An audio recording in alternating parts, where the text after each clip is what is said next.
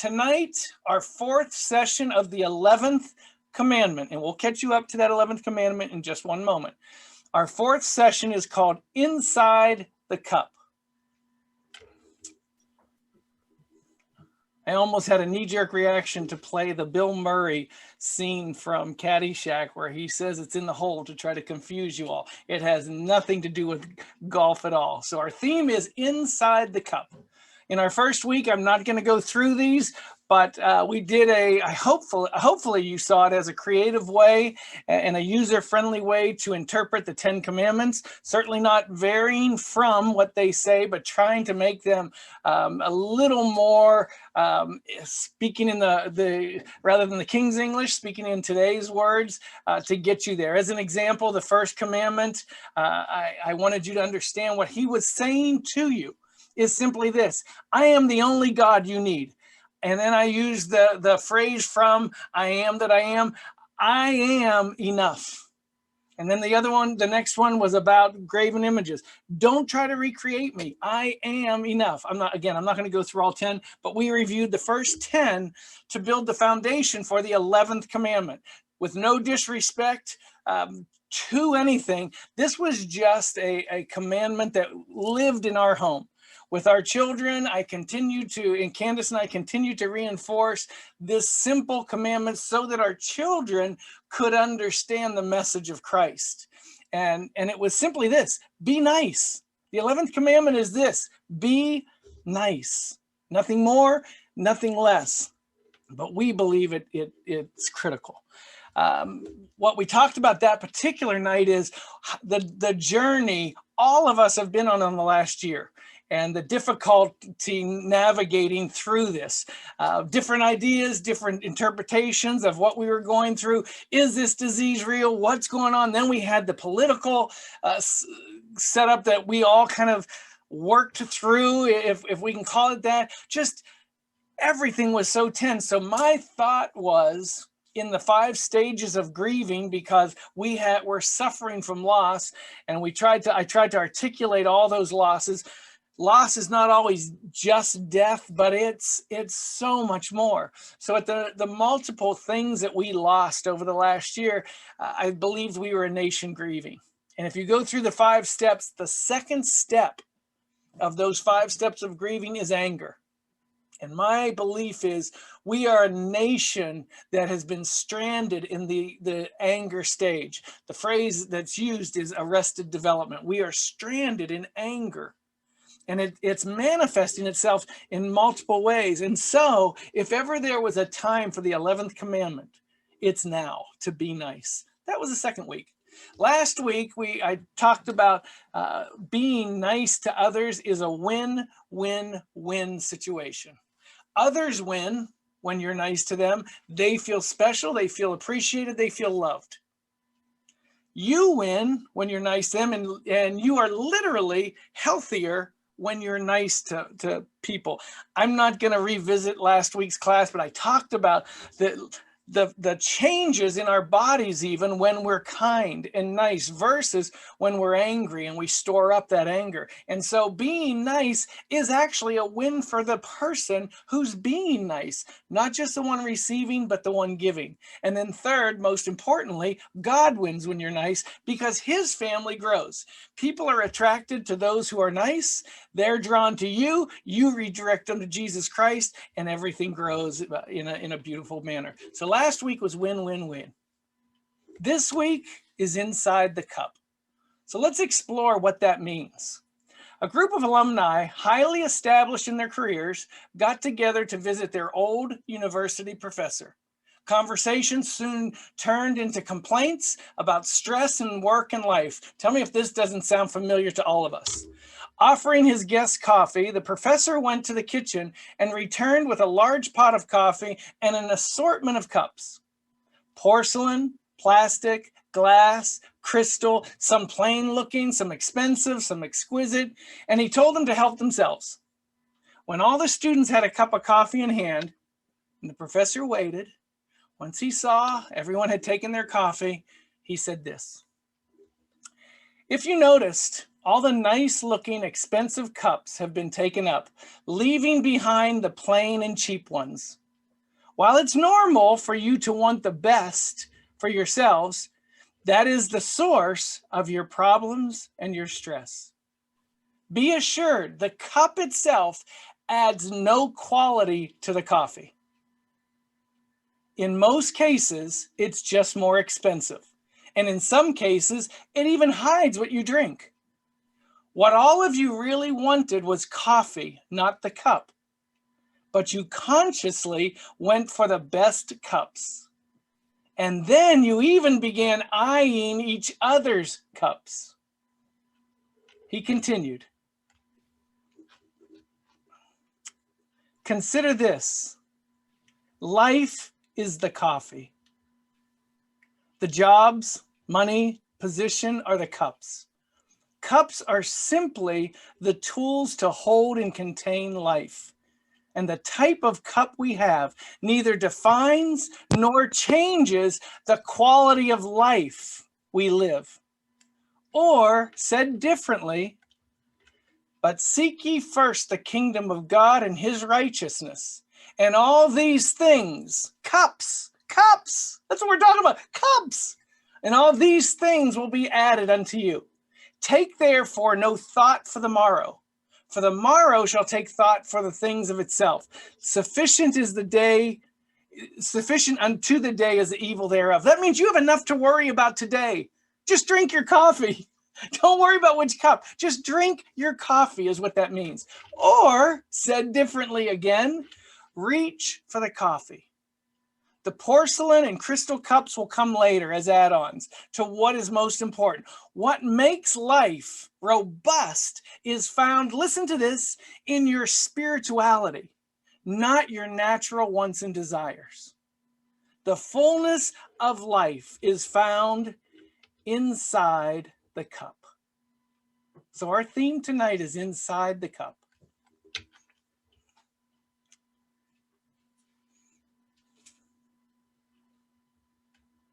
Life is the coffee. Keep the main thing in your mind. Focus upon what is most important in your life. Everything else is a distraction. Prioritize. The word of God says, seek ye first. Prioritize. Be a joy seeker. When you reach for the nicest cup in your life, you're going to lose your joy. You're robbing yourself of what's most important. You're distracted by the cup. The value is inside the cup. The following may seem an uncomfortable truth. It's neither designed nor intended to be so, but it might result in your discomfort. You'll notice I'm pushing forward in spite of that. I'm just warning you. Fact. Natural actions and natural reactions are all of our go-to human behaviors. By definition, human behavior is innate. It's normal. It's what comes to us naturally. In other words, it's what's easiest. It's almost like a involuntary muscle reaction, doing what's natural. Spirituality requires extraordinary effort, which includes loving, kindness, generosity, giving to, and gentleness. This exertion is due to being contrary to who you are. The natural man, as the word says, is an enemy to God. What you do by nature works against your relationship with God. That's why sin is tempting. Sin is tempting because we want to sin. Now, I don't know how many are out there denying what I'm saying, but you're wrong, I'm right, and I have the speaker right now, so I'm even more right because I'm the loudest. But the fact is, sin is tempting to us, so we want to sin. When we overcome sin, it's a glorious moment. And I think we forget to celebrate not sinning more so than lamenting our sinful side.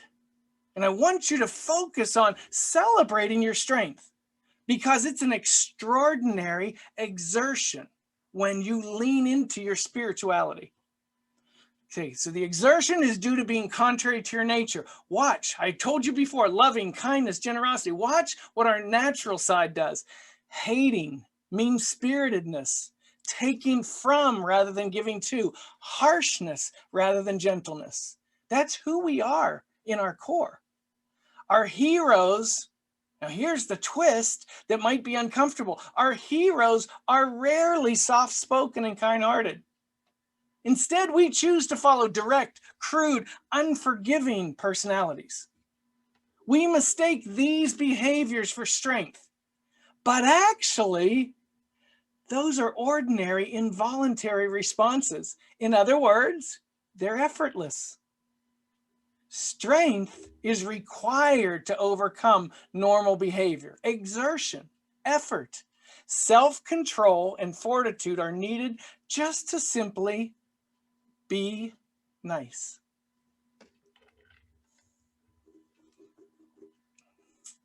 Why are we so easily attracted to this kind of behavior? I'm going to do a little psychobabble here, and I'm going to apologize in advance, but I'm going to do it anyhow, because I want to at least introduce you to the theory. Why are we so easily attracted to this kind of behavior? Early in life, we align behind the bully or the tough kids in school versus the gentle souls. Now, you're going to have to go back in your own mind and remember back, but we do it. And I think this is just my own theory. I think because it's safer to be behind that voice, that hard voice, and rah-rah them rather than being on the other side where you might be the receiver of that harshness. So we rally behind the tough kids in school. Is this an indication of our earliest perceptions of what we define as strength and weakness? Do we see the bully as strong and the bullied as weak? Without too much psychobabble, is this an indication of our own hiding our own ugly behind someone who's even more ugly? Well, I'm not as ugly as him. Remember one day I was in my office and was talking to a young man who had exhibited some signs of being prejudiced. And we were talking about it. And I said to him, "Are you uncomfortable with your prejudice?" And he looked at me stunned. And he said, "I'm not prejudiced." And he pointed to another man in our office, another advisor, and he said, "He's prejudiced." Now, to defend the young man I was with, he was right. The other guy was way more than he was, but he was hiding behind the bully in that statement. I'm not prejudiced, he is. No, there's degrees of. And so one was here and one was here, and here thought he wasn't because he wasn't here. So I don't know. It's just my theory. Is that why we're attracted to the bully? To hide our own ugliness? I don't know. Is this one way of validating our own natural inclinations? Okay, enough ranting. You can see my words on the screen. Enough ranting. I'm going to cut myself off there. More importantly to this class and to our own desiring that delicious cup of coffee. That's what our class is about. That delicious cup of coffee, which is life. Rude can be found in any place at any moment with almost anyone. I get caught up. I can so quickly revert back to my ugly days, and it's like a button you can push and it's like, oh, who is that trying to get out of me right now? So normally that kind of behavior perpetuates a return of the same ugly, back and forth, a rude exchange. Nice is rare. Nice is the exertion of effort. Nice is rare, extraordinary, and ultimately beautiful. Nice is normally rewarded with similar kindness, most likely a loving interaction. Think of your closest relationships. If you're married, think of your spouse and your interaction. It's so much easier to snap at him or her when she's done something or he's done something you don't appreciate or from some condescending view approve of. And so we snap and it goes back and forth. Such an ineffective way of communicating. Nice trumps rude in every setting. Is rude, crude, and unrestrained and uncontrolled hate spew truly a sign of strength? If there's any role, or is there any role in which raw anger, unrefined emotion, and intemperate reactions are desirable, and I mean by you, is there any role that you like to see that side in somebody? Okay, so see if these statements align with what you want in that particular situation. I tried to give you real life visuals to help you say, oh, maybe that's not what strength is. So let's go to your boss. Your boss greets you with this: you are the laziest person I've ever seen. You can't tell me you're even trying. Why do I even pay you? Imagine being met with that. And some of you are saying, actually, I just had that conversation with my boss just today. But anyway, moving on. School teachers, administrators, you're meeting with your teacher that afternoon, teacher of your child, and this is what you hear. Your children are the dumbest students I've ever seen. They're terrible. We sometimes call this strength, the person who articulates, quote unquote, honestly. Your minister, you're nothing but a bunch of sinners and spiritual failures. I want new congregants in here next week. Your parents, why aren't you as good and smart as the kids across the street? And by the way, they're better looking too. Your doctor, you're terribly out of shape and unhealthy. Worst patient I've ever seen. You won't survive at this pace. This is what we sometimes mistake for strength. Your spouse, you've put 20 pounds on since, actually, this is something Candace, I think, told me today. You put 20 pounds on since we got married. I'm not staying unless you lose that weight. And Candace, I don't know if you're on the call tonight, but I'm starting to lose that weight immediately. I want you to stay. Going on, and listen to me, and would the answers, reactions, behaviors, thoughts of how would the receiver process this? The employees, the students, the parents of those students, the congregants, the children of the parents, the patients, the spouses. What's the reaction from them? It's not going to be lovely. This is not strength. This is not leadership.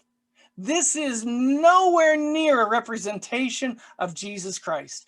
Our Savior, our model is kind, gentle, giving, forgiving, generous, and most importantly, loving. Now, I'm going to show you some direct answers he gave, but they were in kindness. They were assertive, and I'll point those out, but they weren't harsh. Single greatest leader of mankind ever possessed this powerful self-control over his emotions. As he was being challenged in a court that was going to result in taking his life, he remained calm, cool. One of his answers was, well, you say it is. Do you claim to be the Son of God? That's what you say. Maintaining his self-control over his emotions. He could have tipped the tables and said, how dare you speak to the Son of God like that? Called down lightning in the moment. Self-control. Powerful. That's strength. Firm gentleness. Remember, I taught you that a couple months ago. Firm but gentle, the three most powerful words for a young parent to understand. Firm but gentle. Firm gentleness and patience in dealing with all. As his disciples, he was trying to teach them the importance of following his lead. He simply said, cast your net on the right side. Can't tell you how many times I've been coaching or instructing someone and I wanted to pull my hair out and say, just do what I say. Didn't say that. Cast your net on the right side, he said. Firm gentleness. Loving directness. Why do you call me good? There's none good but the Father. This came after someone was trying to flatter him into accepting him. Good master, what must I do to be saved? He didn't let that go. Stayed nice, but firm. Why callest thou me good? There's none good but the Father. Loving directness. Not harsh, not hard. Kindness in his communications. As they were pushing the children back, as they were trying to keep them from them, he didn't snap at the parents who were doing so, or the deacons, or whomever was pulling the kids back. He simply said lovingly to those who were keeping the children away and to the children themselves, suffer the children to come unto me. Kindness in his communications. Calm when the swirl around him appeared to be uncontrollable. And there's nothing more frustrating for most than to lose control of a situation. uncontrolled situation. He was walking on the water, coming across to his disciples, and he said, "It is I. Be not afraid." That's who your Savior is. That's defining strength. He promoted kindness. His temperament was calm, steady, and resolute. His approach was forthcoming, which means honest, direct, and was accomplished always through love. He was confident. Why? Because he was certain his Father loved him. He was certain his Father had called him to a specific work. He wasn't arrogant. He was confident. We are not arrogant. We are confident, filled with trust. His assuredness provided the freedom. Listen to this. His assuredness in this provided him the freedom to be nice. There was no defensive posturing about him. He was confident. These are all hints for what you want to reach for. This is why we want to understand what God has for us, so that we can be confident and be nice. The reason all of this is so important is because Jesus changed the rules. Some of us want to cling to Old Testament kind of approaches, but hear this. The shift from the Old Testament to the New Testament can be summed up in one word: motive. Your motivation to be nice. It's not enough to be nice. Your motivation to be nice is not to get people to like you. Think about that. That sounds manipulative. I need your approval, so I'm going to manipulate you by being nice to you, and then you're going to like me. Your motivation to be nice is not to please people and to give to them so that you receive, give to get. That sounds self-centered. So it's not just being nice, it's why you're nice. It's critical. Your motivation to be nice is to represent the goodness of God. Now that sounds spiritually minded. Your motivation to be nice is to provide value to others generously without receiving anything back, just to be nice. That's spiritually and unconditionally loving. Your motivation to be nice is to better the world. Little grandiose in goals. So if not the world, maybe your world. Maybe just your world where you are. Motivation to be nice is to better the world. And that sounds spiritually fulfilling. Not just for you, but for them. Not just for them, but for God. Win, win, win. Okay, ask yourself this question without getting too discouraged over this. How long will you inhabit your space or your place in this world? And at the end of that time, what will your legacy be? Will it be your bank account? Is it going to be your home address? Where I lived was so important? Is it going to be your position at work? When I was on this earth, I was the bank president and everybody respected me in town. Or, in other words, will it be your coffee cup? Because that's all any of that is, just coffee cups. Or will it be the coffee inside the cup? Your legacy is inside the cup, not the cup.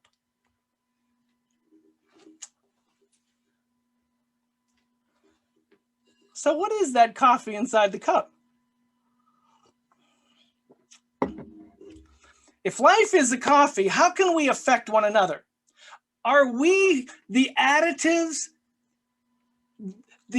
at something to the coffee? Are you that something to someone else's coffee? I submit to you, you are. Are we what sweetens someone else's coffee?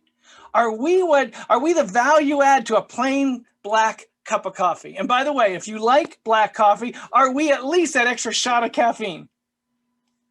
You drink your coffee black all you want, but we can still add to that. Are we responsible for creating flavor in each other? It's not the cup, it's inside the cup. That's where we dwell. That's where we assist and affect lives, inside the cup. Can we make each other's lives Americanos, cappuccinos, espressos, frappes, Cappuccinos, Irish coffees, lattes, macchiatos, mochas. You know, I'm getting thirsty. I'm going to stop with all these. But are we what can bring that spice and flavor to someone else? Is that the Spirit of God that does that as well? If so, how?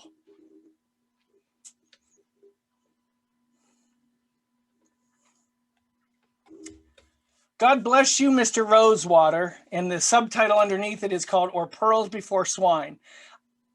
Because I've read it does not mean you should read it. I do not approve of all the language of this book, but I've read it. So I'm not recommending this.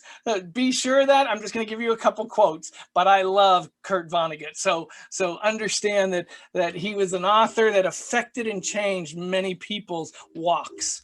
Okay, this is a novel from 1965. It's a story of a millionaire, Elliot Rosewater. I'm not going to tell you about the symbolism of T.S. Eliot and Roosevelt and what that all meant and the bringing together of generations, but all of it meant something to the writer. Elliot Rosewater, who late in his life, after bringing together millions and millions and millions of dollars, finally understood life. So he develops a social conscience and abandons his lifestyle in New York City. He comes to the Midwest. He establishes what's called the Rosewater Foundation in Rosewater, Indiana. Be certain you understand something. This is not a nonfiction book. This is a fiction book. This did not happen. Do not go searching for the Rosewater Foundation. It doesn't exist. But in that, there are some uncovering of truths that everyone should understand. Here's one of the statements from that book. He attempts to dispense unlimited amounts of love, watch this, and limited sums of money. He understood which was more important. He enticed people with a little bit of money, but he was dispensing to them unlimited love. To anyone who would just come to his office and listen to him. He was bribing them. Please understand the purpose. He was bribing them to come in so he could tell them the truth of what life is. And he knew we take millionaires and we put them on pedestals. So he used that influence. So he wanted to help people navigate their way through life better. Here's his introduction to those who came in. Welcome to Earth. It's hot in the summer and cold in the winter. It's round and wet and crowded. At the outside, you might have about 100 years here on Earth. There's only one rule that I know of. You've got to be kind. Or, as we know in the 11th commandment, be nice. After 80 years on this earth, compiling hordes of money, he came to this conclusion. There's one rule. Be nice. Is this a Pollyanna message? I don't think it is at all. I think we present it to each other as, be nice. What is that? It's critical. And that's why Rosewater came to understand that. Another movie with a rose in it, Rosebud, that you might want to watch, because he also came to that same conclusion after years and years and years of chasing the wrong thing. He was chasing coffee cups, missing that it was the coffee inside the cup that's most valuable. Our Mr. Rogers' Neighborhood, so you understand who we're referencing now. Mr. Rogers said this: it truly can be a beautiful day in the neighborhood.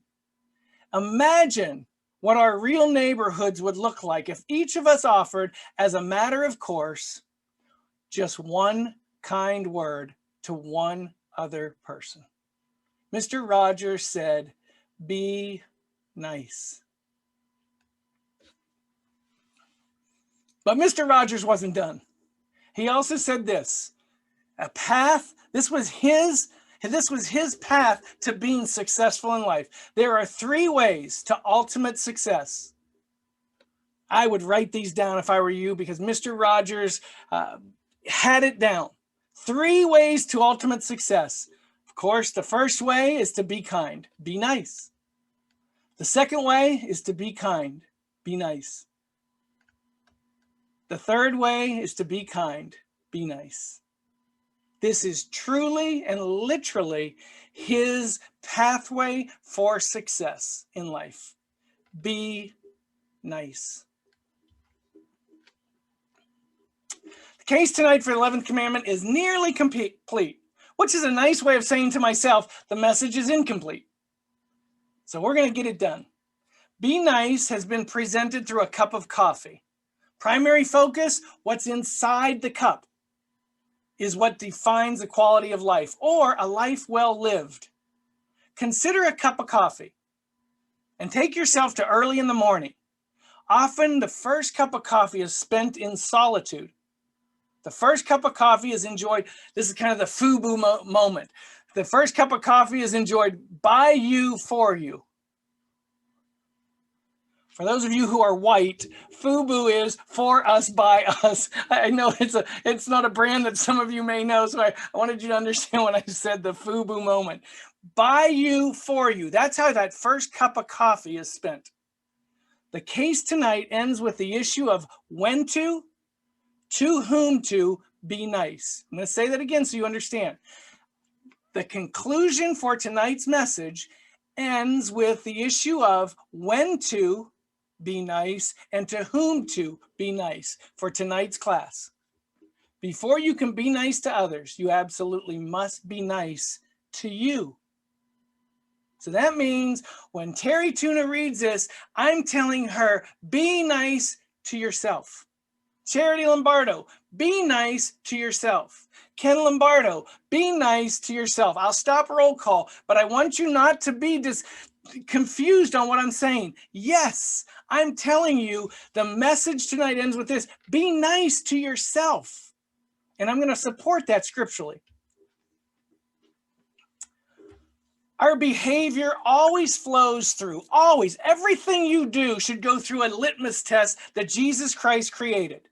Every action and reaction should flow through this litmus test.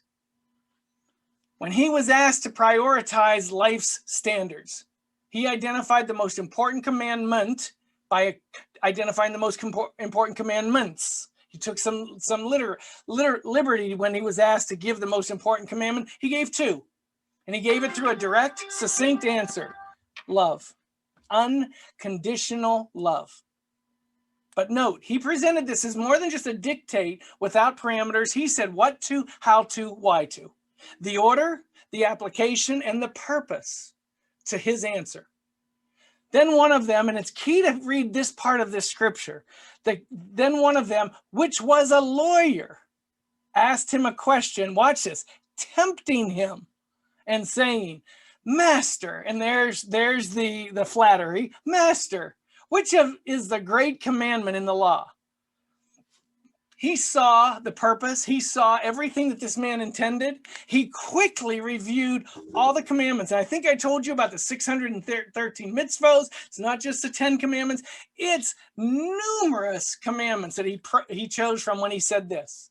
Given all that he knew, he said, Thou shalt love the Lord thy God with all thy heart, with all thy soul. And I hope you'll understand that I added with all thy strength from Luke 10:27, because Matthew missed one. The great tax collector was not taking good notes that day. He missed one of the statements Jesus made, but Luke caught it. So I'm going to read it again. With all thy heart and thy soul and thy strength and thy mind. This is the first and great commandment. He said, answering the lawyer. And the second is like unto it, thou shalt love thy neighbor. And then he added the key, at least the key for tonight, as thyself. Be nice to you. Love God, love others as you love yourself. And what Jesus was giving you a hint to is you got to love you before you truly can love others. Now, we can love one another when we still have our own issues, but if you really want to experience the pureness and the fullness of love, you'll find love for yourself. We're all flawed. Please hear this. We're all flawed, every one of us. But you have to loose yourself from the dependency on receiving love from other people. And you do that when you declare your independency by loving yourself. Then you can fully give to God, fully give to others, truly be nice without wanting something back. Said in the spirit of this study, be nice to yourself first, so that you have no remaining contentions nor conflictions. And you'll then be free and clear to be nice to others. Because life is inside the cup. And it's meant to be enjoyed fully, completely. This week's class kind of gives a second interpretation to the term, fill my cup, Lord. So every time you hear that song going forward, consider a cup of coffee, and that life is the coffee. It's inside the cup. Lord, fill my life with your spirit. Fill my cup with your spirit so that that cup of coffee is more than the cup itself. Homework. All right. To thine own self be true is a statement of tribute that you'll be honest with yourself. But I'm expanding it tonight and telling you it also implies that you be good to yourself. To thine own self be true. Love yourself. Be nice to yourself. And you're going to do that through an exercise this week. And you're going to catch how many times you're not nice to you. Watch this. Catch yourself thinking or saying disparaging things about yourself and immediately undo that behavior. You are effectively changing how you think and language about yourself. You're erasing the voices in your head. My mom and dad have passed away, but I carry my father's voice for him to make sure I put myself down enough on a daily basis so that I honor those voices in my head. We have to stop that. That's what you're doing with this exercise. You're recreating an improved self-image. Even if this involves a mantra that I learned from Zig Ziglar years ago, fake it till you make it. What that means is you go through the actions before you even believe it. And sooner or later, you're going to teach yourself to believe in yourself. So you're going to push through those whispers that you do to yourself. Someone puts you down and your first thought might be, well, I deserve it. They're right. That's who I am. No, that's not who you are. Undo those voices in your head. Now watch this. The most dedicated efforts who are going to do this exercise are going to write those thoughts down, write those words down and review them later and see how often they do that to themselves or you do that to yourself. And then you're going to be conscientious of how many times in a day you hear that negativity in your own voice. To which I say, how dare you? You're a child of God. How dare you treat yourself like that? God handpicked you. You have no right to put yourself down like that. Assignment restated more succinctly, be nice to you. That's it. I'm not going to do roll call, but I'd love to go through every name on this class and say, so-and-so, be nice to yourself. So-and-so, be nice to yourself, so that you hear it clearly. So after a class like this, so that we all understand I'm the worst of the worst, I'm one who loves coffee cups. This is nowhere near a snapshot of my coffee cups. This is just a small sampling of coffee cups that I have in my house. And I thought, let's mock myself, get that out of the way. So if anyone's struggling with, but I like my crystal coffee cups, I'm the worst of the worst. I don't like fancy, I just like lots. So here's a little snapshot of my house, and then we'll open our mics up.